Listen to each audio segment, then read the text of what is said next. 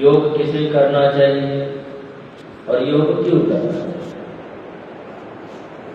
Main बात है, योग तो इसलिए करना है क्योंकि हमें सुख चाहिए। हम सब सुख के अभिलाषी है, दुख से छुटकारा पाना चाहते हैं, इसलिए योग हमें जरूरत है। और योग हमारे दुख को दूर करता है। अगर जो दुख को दूर ना करे उसे हम योग कह ही नहीं सकते। तो ये योग है क्या? तो देखिए, इसको हम 3 चीजों में रख सकते हैं। ऐसे विभाग तो बहुत सारे हो सकते हैं समाज में, तो जैसे क्रिया योग भी है, कोई कोई अलग अलग योग के नाम भी रखे हैं। आप यहाँ तक कि छोटी मोटी साधना का भी नाम योग रख दिया है।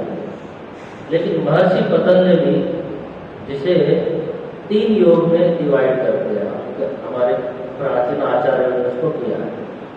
तो योग क्या है? पहला कर्म योग, उपासना योग और ज्ञान योग। आपको इसको 3 में रख लेना है। इसका अधिकारी कौन है? अधिकारी वह है जो कष्ट में है और जो चाहता है छोड़ना। जैसे कोई बीमार होता है तो क्या चाहता है? उस बीमारी से छुटकारा चाहता है। घुटने में दर्द है, घुटने के दर्द से वो छुटकारा चाहता है। माने जो भी छूटने की इच्छा रखने वाला साधक है वह इसका क्या है? अधिकारी। तो इसमें भगवान पतंजलि ने 3 विभाग मुख्यतया कर दिए।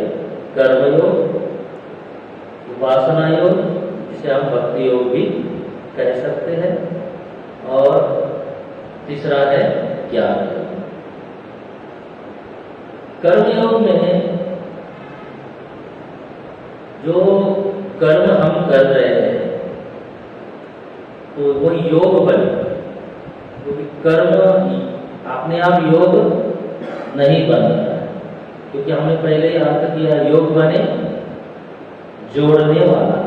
ठीक है, अगर ये अर्थ करते हैं आप, क्योंकि भगवान तो योग की एक और परिभाषा देते हैं गीता के 6वें अध्याय में, वियोगम योग संगीतम। वियोगम योग संगीतम, जो वियोग करा दे उसका नाम क्या है? तो पूछा गया, भाई किससे वियोग कराना चाहते हो? बोले दुख से जो तम विद्या। देखिए क्या बोले? तम विद्या, दुख संयोग वियोगम। जिस विद्या के कारण, जो दुख के साथ आपका संयोग हुआ पड़ा था, उसका क्या हो जाएगा? मुझे थोड़ी सी ये परिभाषा ज्यादा अप्लाई करती है, क्योंकि हम लोग ज्ञान योग के साधक है, वेदांत के साधक है, तो हमें थोड़ा सा ज्यादा अप्लाई परिभाषा करती है। क्या बोला उन्होंने? तम विद्या, क्या बोलेंगे? बोलो बोलो, इसको बोलने दीजिए, बोलो। तम विद्या, तम विद्या बोलो पहले। तम विद्या दुख संयोग वियोगम, संयोग योगम, योग संगीतम। योग संगीतम। जब दुख के साथ जो संयोग हुआ है उसका वियोग करने वाली विद्या का नाम क्या है? योग। 6वें अध्याय में है, थोड़ा सा ठीक कर देना, मैं हो सकता है इधर उधर शब्द हो जाए। 23वां श्लोक। हाँ, तो ठीक कर लो। तो क्या कह रहे हैं? तो इस दुख से छूटना है, तो भगवान ने कहा कि पहले हम इस दुख से वियोग करने का ज्ञान हासिल करें। वो कैसे होगा? तो पतंजलि महर्षि ने कहा कि कर्म योग। कर्म योग क्या है? बोले कि भगवान के साथ जोड़ने वाला कर्म, भगवान के साथ जोड़ने वाला कर्म। माने जब कर्म कर रहे हो उस समय भगवान का स्मरण रहे कि यह कर्म मेरे प्रभु के लिए हो रहा है। जब आपको लगे कि यह कर्म मैं वासना से या इच्छा से प्रेरित होकर कर रहा हूं, तो वह कर्म आपके लिए योग का कारण, क्योंकि कामना से प्रेरित होकर किया गया है।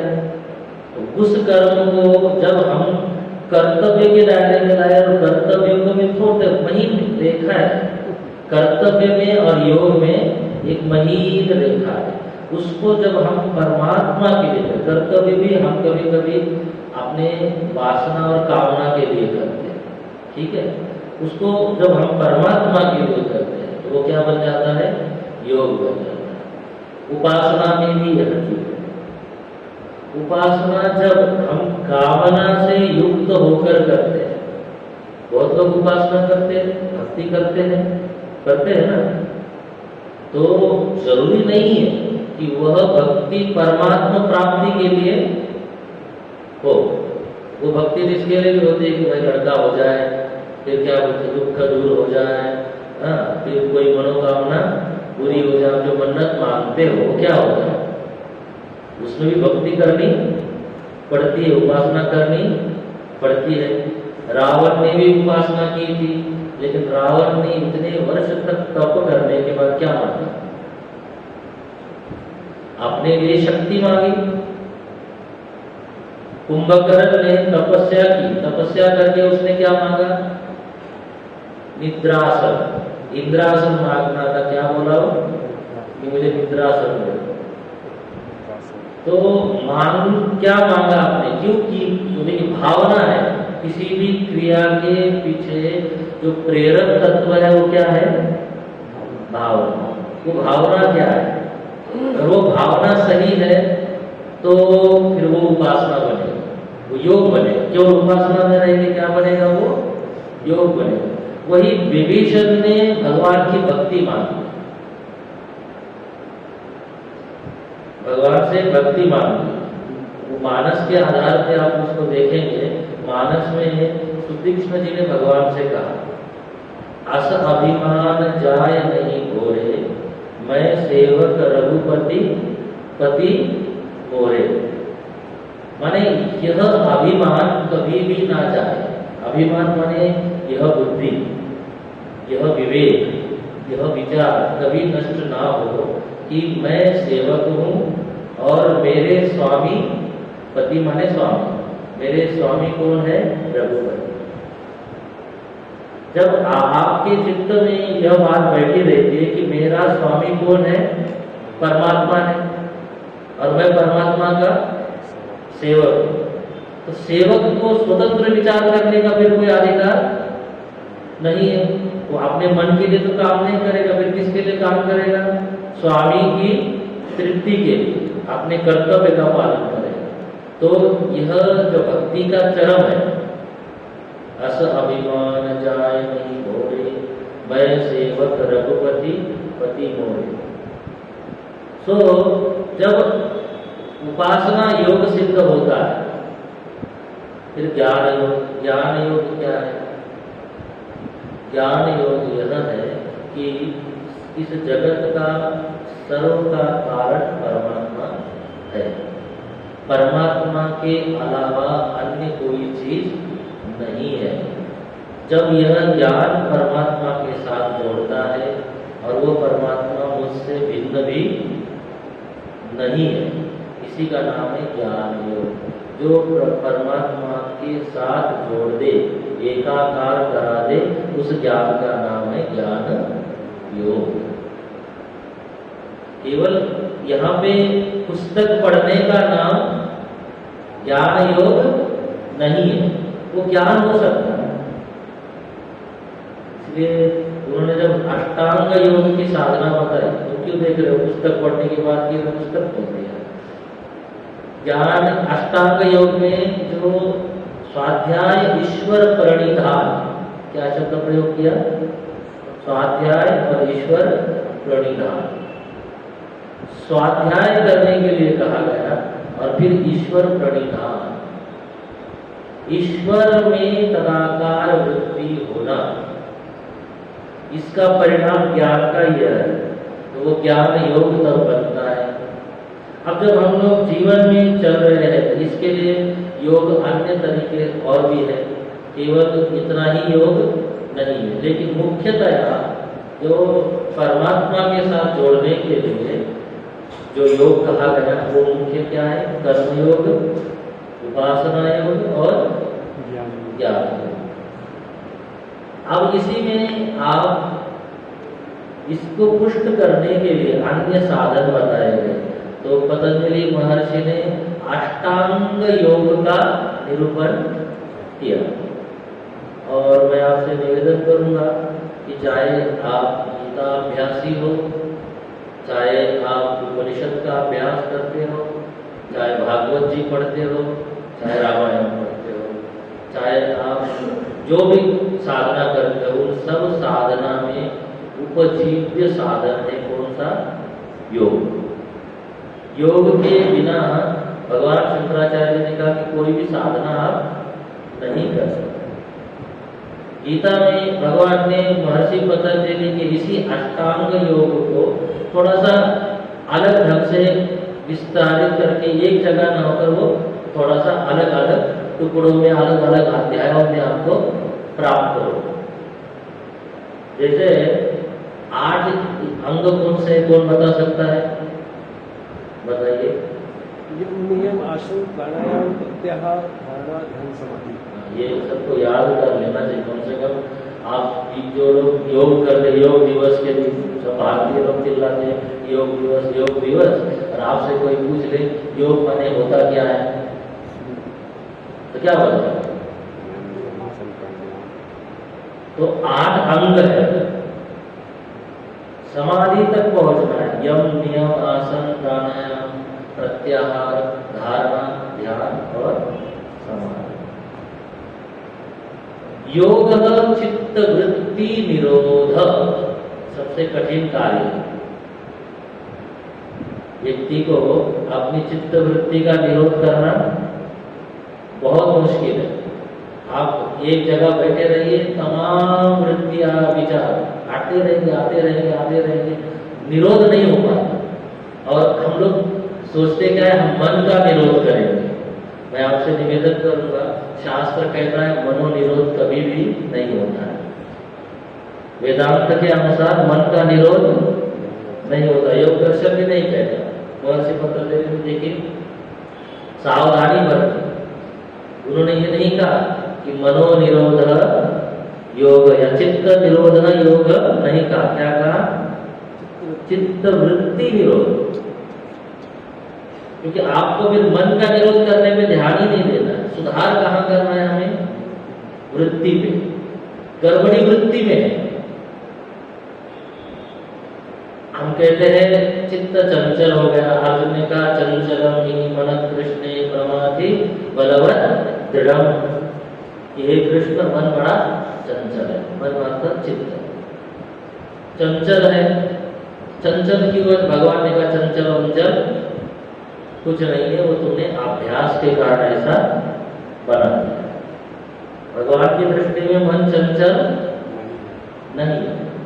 आप ऐसे भी विचार करिए, जो जड़ होगा वो चंचल होगा। मन जड़ है, जो जड़ होगा वो चंचल कैसे होगा? क्रिया होने के लिए, चंचलता होने के लिए उसमें कुछ अभिक्रिया तो होनी चाहिए कि नहीं? 2 पदार्थ मिले कि एक पदार्थ अपने आप में पड़ा है,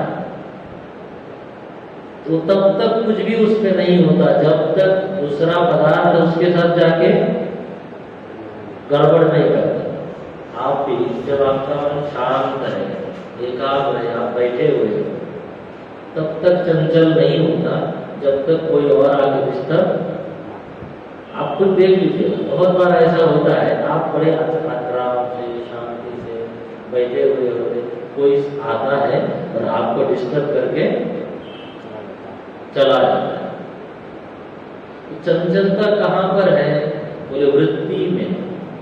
और वृत्ति है, जब वृत्ति बहिर्मुखी होती है, विषयाकार होती है, तो हम बाह्य जगत में ही रमण करते हैं। साधक का कार्य है कि वो कितना अंतर्मुखी है। आप जगत में रहते हुए भी अंतर्मुखी कितने हैं? वृत्तियां आपकी जैसे जैसे बहिर्मुखी होती है वैसे वैसे तमोगुण और रजोगुण बढ़ता है। भगवान ने कहा प्रकृति जय गुणई, ये जो प्रकृतिस्थ गुण है कौन कौन से बताइए, तो जी बताइए कौन कौन से गुण है?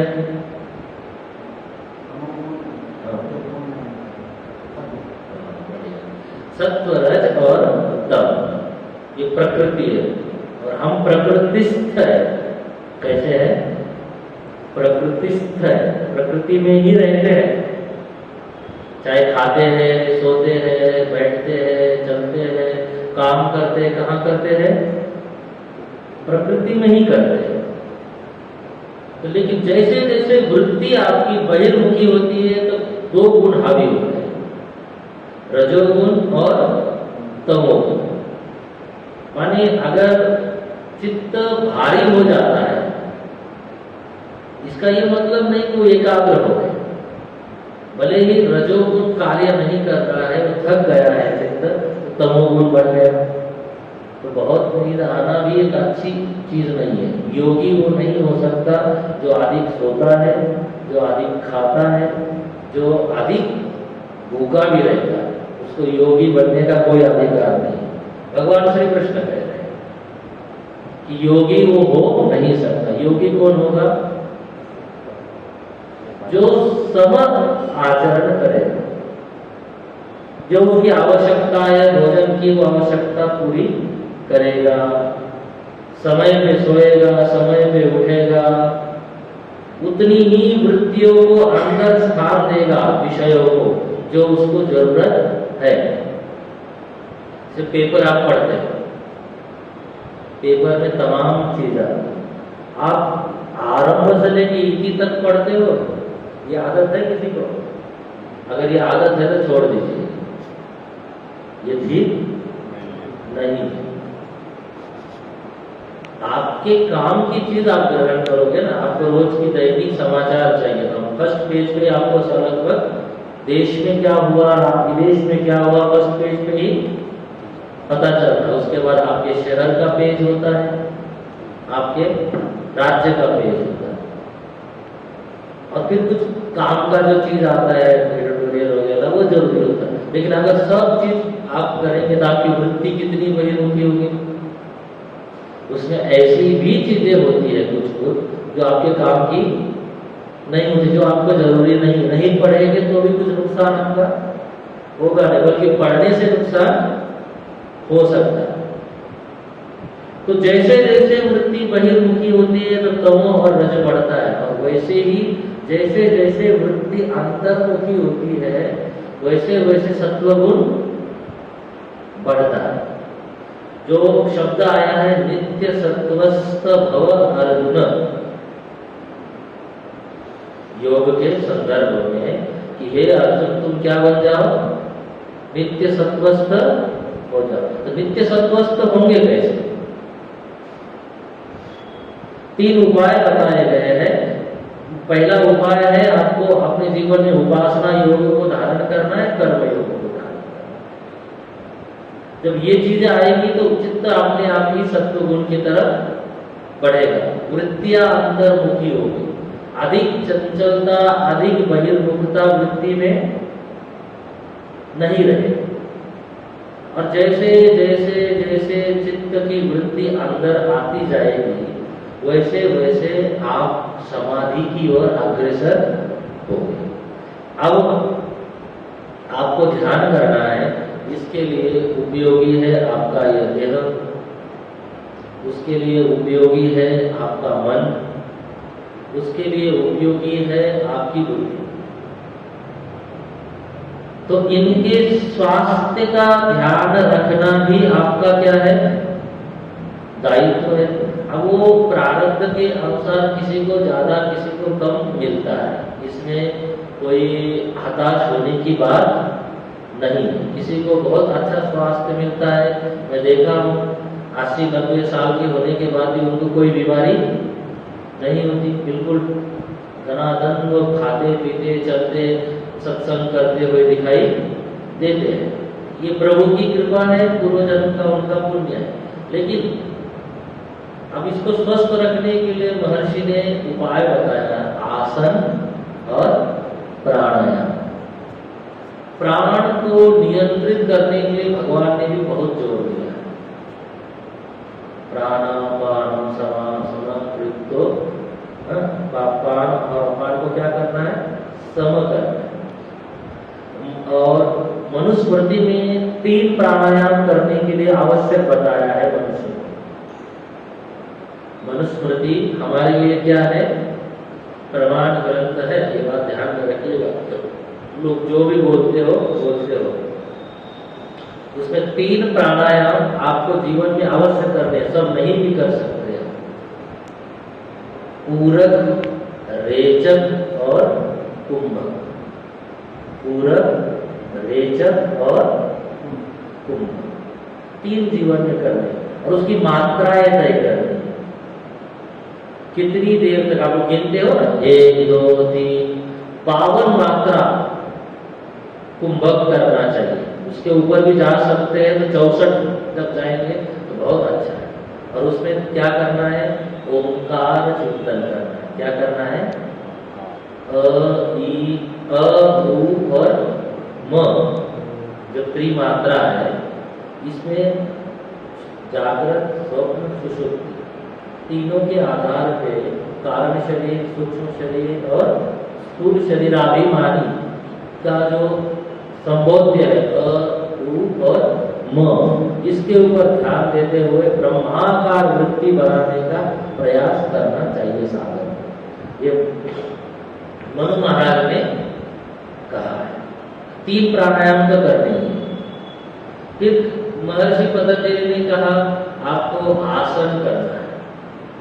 आसन की परिभाषा दी गई स्थिर सुखम आसन। आपको स्थिरता पूर्वक बैठने में जो मदद करे। जैसे हम लोग बैठते हैं तो बार बार इधर बदलो ये होता है। कितना देर तक आप एक आसन में स्थिर बैठो, जैसे सोफे पे या कुर्सी पे भी आप बैठते हो, तो आप कितनी देर तक सीधा बैठने में सफल है। तो वो सिद्ध करने के लिए फिर आपके जो योगासन बताए गए हैं, उसमें एक होता है हठ योग। आपने सुना होगा। हठ योग में थोड़ी सी क्रियाएं कठिन होती है। इसमें फिर ये और भी क्रियाएं हठ योग में करते हैं। हठ योग में क्या बोलते हैं, उल्टा लटकना, नीचे ऐसा बहुत सारे योग होता है उसमें, वो करते हैं। तो हठ योग भी कर सकता है साधक, ऐसा नहीं कि नहीं कर सकता।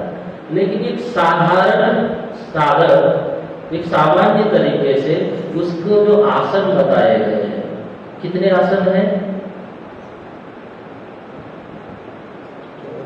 अजी? 84। तो कम से कम उतने तो नहीं भी कर सकते, लेकिन आपको जिसमें आनंद आता, और वो आसन फायदा किसमें देने चाहिए, आपके बैठने में। ये सारा जो झमेला कर रहे हैं हम, हाँ, चाहे स्वस्थ रहने के लिए प्रयास कर रहे हैं, ठीक से खाना खा रहे हैं, हाँ, सब कुछ कर रहे हैं, वो क्या कर रहे हैं, बैठने के लिए।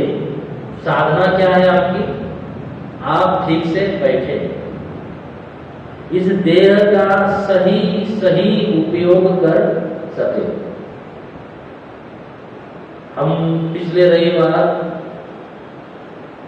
वहाँ हजारीबाग गए थे आरएसएस के कार्यक्रम। रास्ते में साथ में हमारे एक वकील साहब गए थे, उन्होंने एक अच्छी बात बोली।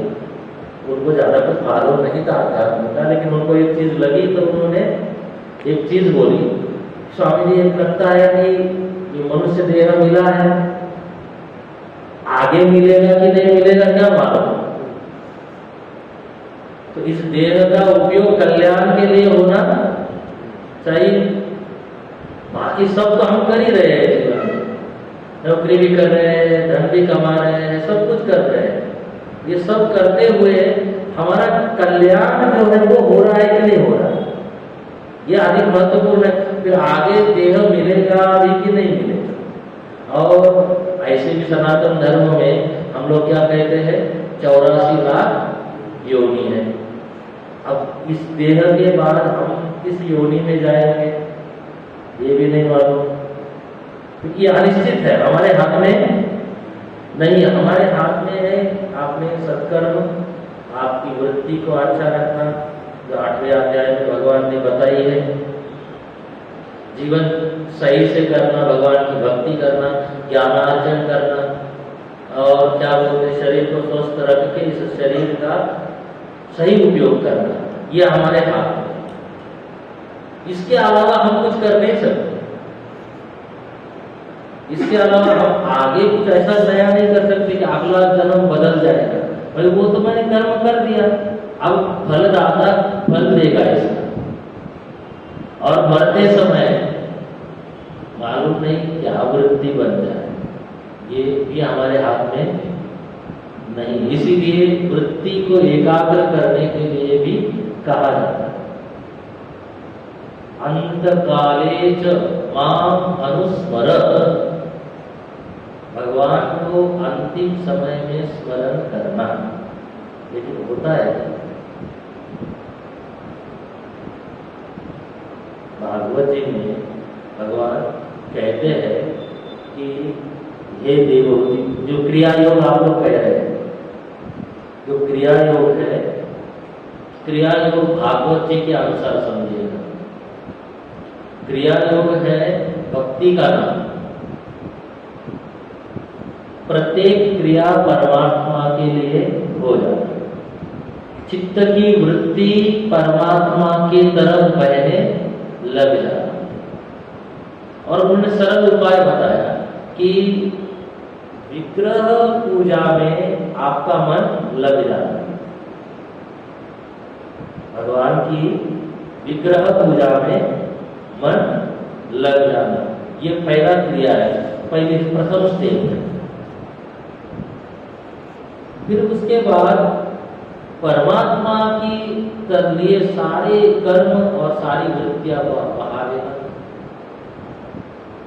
और ऐसा जब होता है तो फिर परमात्मा आपसे भिन्न कहीं रहता नहीं। देवहूति माता में यह बिल्कुल उतर जाता है। आप भागवत जी में दूसरे स्कंद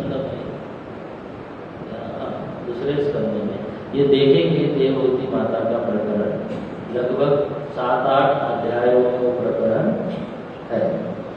बड़ा सुंदर उपदेश है, प्रकृति पुरुष का भी उपदेश है, योग का भी उपदेश है, भक्ति का भी उपदेश है, और क्या बोलते हैं आत्मज्ञान का भी उपदेश है। तो जो लगता है कि आप किस प्रकार से चित्त की वृत्ति का निर्माण करते हैं, वैसे ही अंतिम समय में चित्त वृत्ति बनती है। दूसरा है परमात्मा की कृपा हम पर बनी रहे। देखिए, भगवत चर्चा, भगवत कृपा से ही प्राप्त होती है। बिनु सत्संग विवेक न हो। जो भी सत्संग आपको प्राप्त हो रहा है, जो भी शास्त्र चर्चा आपको प्राप्त हो रही है, आप आपस में कर रहे हो, कहीं और कर रहे हो, वो जो शास्त्र चर्चा तथा जो सत्संग प्राप्त होता है वह परमात्मा की कृपा से ही प्राप्त होता है। राम कृपा बिनु सुलभ न सुलभ। इसलिए प्रयास ये रहे कि हमें अंत काल में भी परमात्मा का स्मरण बना रहे। अपनी स्वयं की कभी विस्मृति ना हो। अपनी स्वयं की विस्मृति होने का मतलब क्या है? तात्पर्य यह है कि बाह्य वस्तु के साथ तादात्म्य करना। जब आप कोई भी मनुष्य किसी वस्तु के साथ, व्यक्ति के साथ तादात्म्य करता है तो उस समय हमें अपने तरफ ध्यान कम जाता है, मैं की तरफ ध्यान नहीं जाता। क्योंकि बाहर के सुख दुख को हम अपने अहम में क्या करते हैं, आरोपित करते हैं। ये योग जो है यह निरंतर अपने आप की तरफ ले जाने का एक साधन है। तो पहले आपको शरीर को ठीक रखने के लिए, मन को ठीक रखने के लिए क्या कहा गया, प्राणायाम और आसन। आज आसनों को और प्राणायाम को तो महत्व दिया जा रहा है, लेकिन साथ में जो यम नियम है ना, इनको भी अगर थोड़ा महत्व दिया जाए तो मुझे लगता है साधक का बहुत कल्याण हो जाएगा। अरे गुरुदेव क्या बोलते हैं, यम नियम के ऊपर अधिक जोर देते थे। हमारे गुरुकुल में ये देखने को आता है। कभी कभी हमसे साधन स्वयं से हो नहीं पाता, खुद से हो नहीं पाता। खुद हम लोग कभी कभी आलस से करते हैं कि जल्दी उठना है, नहीं उठना है, ये करना है, नहीं करना है, तो अपने आप को साध नहीं पाते। जब हम अपने आप को खुद को नहीं साध पा रहे तो ऐसी स्थिति में हम करेंगे, साधक का कर्तव्य क्या बनता है ऐसी स्थिति में कर्तव्य बनता है कि हम किसी आचार्य के आश्रम में, किसी गुरुकुल में जाकर अपने आप को सधवाए। अब देखिए, साधना और सधवाना, सधवाए ऐसे। वहाँ पर क्या होता है, गुरुकुल में आप लोग कैंप में जाते हैं। कैंप में कौन कौन, बालाजी गए और कोई कैंप में गया? आप लोग अभी जाकर आए। उठना पड़ता था जल्दी, क्लास करनी पड़ती थी, मन नहीं है तब भी डिस्कशन में भाग लेना पड़ता था, मन नहीं होता था तो भी खाना उसी समय खाना होता था। उसके बाद बंद हो जाता किचन है, अन्नपूर्णा बंद हो जाती, फिर उसके बाद नहीं मिलता। तो आपको ये होता है कि खाना ही खाना है, भूख नहीं है तो भी खाना है थोड़ा सा, फिर टाइम भी खाना है, टाइम भी जाना है, सदता है व्यक्ति। और जब सेल्फ अनुशासन आ जाए तो बात ही क्या है। लेकिन वो शुरू में नहीं आता, शुरू में नहीं आता, क्योंकि उतना विवेक नहीं होता है। संसार आज तो ऐसा संसार हो गया है ना कि आकर्षण संसार में शुरू से ही, भगवान ने संसार में आकर्षण नामक एक पदार्थ बनाया है, उसमें खिंचाव बहुत है। उस खिंचाव को कम करने के लिए ही हमें अनुशासन में जाना पड़ता है। और एक बार फिर सेल्फ अनुशासन आ गया तो फिर आप स्वयं ही करने लग जाते हैं। इतनी बुद्धि आ जाती है कि नहीं, सुबह देर तक सोना नहीं है, टाइम पे उठना है, आसन प्राणायाम करना है, स्वाध्याय करना है, ध्यान धारणा करनी है, तो वो हो जाए। यम नियम बहुत जरूरी है।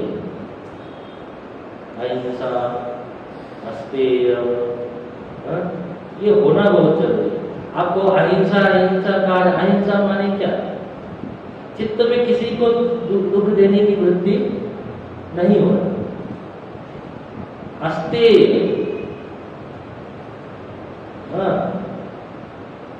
चोरी करने की माने कि स्तेय वृत्ति। स्तेय वृत्ति क्या होती है?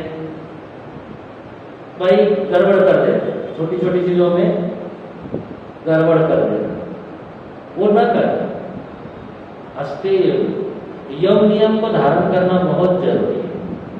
प्रारंभ किया यम नियम, फिर आसन है। यम नियम करने में भी आपका बहुत व्यायाम होता है। जैसे पहले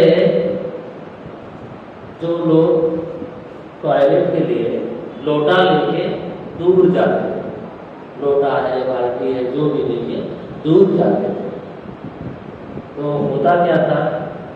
हंसने की बात नहीं, होता क्या था? उस लोटे को स्वयं मांजते थे। वो लोटा कोई टॉयलेट जाने का लोटा नहीं होता था। कमंडलों को भी प्रयोग में लाया जाता था, लेकिन उसको फिर 3 बार मिट्टी से मांज रहे थे। अब देखिए, उसमें व्यायाम होता है कि नहीं होता? फिर दूर नदी में जाकर जल को ला रहे, स्नान कर रहे, वहीं पे अपना कपड़ा भी बचा रहे, धोकर फिर वापस आ रहे हैं। तो उसमें भी एक अनुशासन होता था। आपको अभी समय बर्बाद करते नहीं, ठीक है, वो एक दिनचर्या थी। आज के हिसाब से आपको सुविधाएं प्राप्त हुई है तो आप आज उसका उपयोग कर रहे हो। आप उसको ऐसा ले सकते हैं कि आप बाथरूम जाते हो तो आपका टॉयलेट आप स्वयं साफ करते हो। हाँ? जब आप साफ करते हो तो एक अनुशासन आपके जीवन में आता है कि नहीं आता है? वो भी एक योग है। हमारे यहाँ कर्म योग कराया जाता है। कर्म योग है या नहीं ये मालूम नहीं, लेकिन वो सेवा करवाई जाती है कि रोज आपको 1 घंटा सेवा करनी है। तो उस दिन क्या किया जाता है, आपका अपना टॉयलेट में सार्वजनिक टॉयलेट साफ करवाते हैं, जो खुले में होता है आश्रम में, सब लोग जाते हैं। जब आप वो सब साफ करते हो तो आपका अहंकार क्या हो जाता है, झुकता है, न्यून हो जाता है, उसमें विनम्रता आती है। फिर छोटा काम करने में कोई भी काम, उससे अच्छा काम भी आराम से कर जाते हैं। तो कुर्सी लगाने में छोटापन लगता है कि मैं कुर्सी कैसे लगाऊंगा, है? तो ये छोटी छोटी चीजें कर्म योग का हिस्सा है और वो करना चाहिए, और योग को जीवन में धारण करना चाहिए। योग ही वास्तव में जीवन में परिवर्तन लाता है। तो योग को केवल एक मैं आसन प्राणायाम न लेकर संपूर्ण जीवन को व्यवस्थित करने वाला और परमात्मा को प्राप्त कराने वाला मार्ग मानता हूँ, और वही शास्त्रों में भी दिया गया है। तो अपने आप को व्यवस्थित करना ही योग है, परमात्मा के साथ जोड़ना ही, उदात्त विचारों के साथ जोड़ना ही क्या है, योग है। आज हम लोग एक संकल्प करें कि हम अपने आप को हमेशा उदात्त वृत्ति से जोड़ेंगे, और वो जुड़ने का प्रयास क्या है, योग है। आपकी साधना योग साधना है। अन्यथा फिर तो बाकी तो करते ही रहते, जीवन भर चलता ही रहेगा, और वो करना भी चाहिए, वो छूटेगा भी, लेकिन ये करना भी अधिक जरूरी है।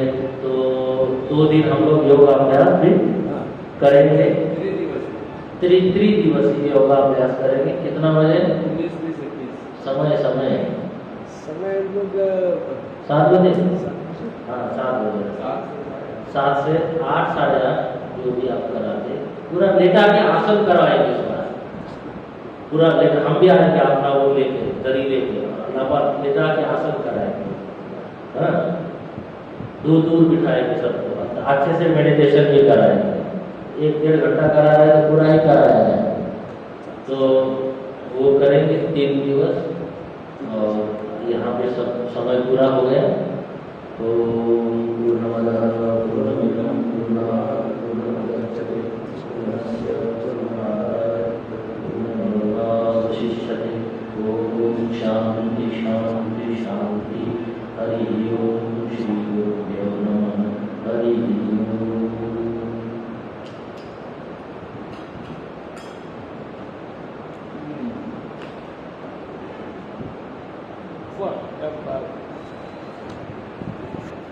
Dialog